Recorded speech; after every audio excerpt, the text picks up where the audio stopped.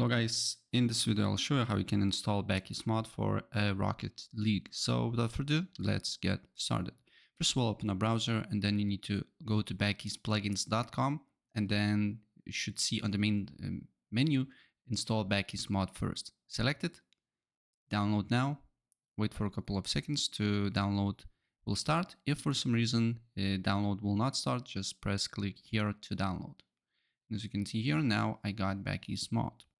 Then just right click on the folder, extract all, and then extract it to desktop or whatever you like, and then select BakkesMod setup, exe. Press yes. Press yes. Make sure Epic Games and Rocket League is completely closed. Should be no Epic Games and Rocket League available now. It should be not running. Then you need to press install and wait until installation is done. And then before you launch Rocket League, make sure to first launch BakkesMod, as you can see here. And once the BakkesMod is launched, then you need to launch Rocket League and it should work. So I just started Rocket League, and as you can see here, it now says injecting and injected.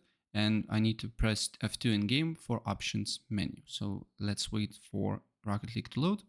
So now I'm on Rocket League, and if I press F2, as you can see here, I can basically enable BakkesMod.